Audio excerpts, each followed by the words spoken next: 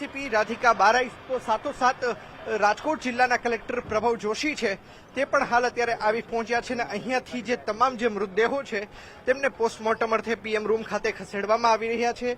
તેમની જે body identification છે તે સહિતની કામગીરી છે તે પણ ખાસ કરીને કરવામાં આવી રહી છે. સતત એ જ પ્રકારની ઘટના છે તે સામે આવી છે. તો સાથોસાથ અત્યારે થોડીક જ વાર પહેલા રાજકોટ શહેર પોલીસ કમિશનર રાજુ ભાર્ગવ છે કે જેમને મીડિયા સાથેની વાતચીતમાં જણાવ્યું કે રાજકોટ શહેરમાં જેટલા પણ કહી શકાય કે જે ગેમ ઝોન છે આ તમામ ગેમ ઝોનને તાત્કાલિક અસરથી બંધ કરવાના આદેશ છે તે આપી દેવામાં આવ્યા છે. રંગીલા રાજકોટે ક્યારેય ન જોયો હોય એ પ્રકારનો આંકડો છે, કારણ કે જે બાળકો છે, ભૂલકાઓ છે, તે શનિવારના કારણે અહીં આવી પહોંચ્યા હતા. કમનસીબે દુર્ઘટના જે સર્જાઈ છે તે બપોરના સમયે સર્જાઈ છે. સામાન્ય રીતે રાજકોટ વાસીઓ બપોરના બહાર નથી હોતા.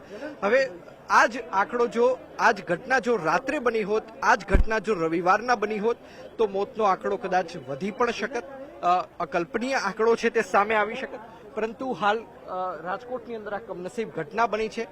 રંગીલા રાજકોટ માની લ્યો કે આજે રક્ત રંજિત થઈ ચૂક્યું હોય, ભૂલકાઓ છે તેમના મૃત્યુ થઈ ગયા હોય, આ પ્રકારનો બનાવ છે તે ખાસ કરીને સામે આવ્યો છે.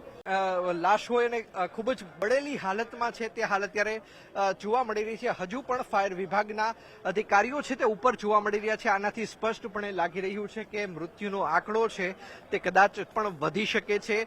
હજુ પણ આ કપડાઓ છે તે ઉપર મોકલાવવામાં આવી રહ્યા છે. કેમેરામેનને હું વિનંતી કરીશ કે તે આ દ્રશ્યો છે તે ખાસ કરીને બતાવવાનો પ્રયત્ન કરે. હજુ ઉપર વધુ બોડી છે તે ફસાઈ હોઈ શકે છે ને તેના જ કારણે આ પ્રકારનું જે રેસ્ક્યુ ઓપરેશન છે તે કરવામાં આવી રહ્યું છે. 2 જેટલી સીડી રાખવામાં આવી છે અને આગળના ભાગે જ્યાં જ્યાંથી લોકો જે બળીને ખાક થઈ ચૂક્યા છે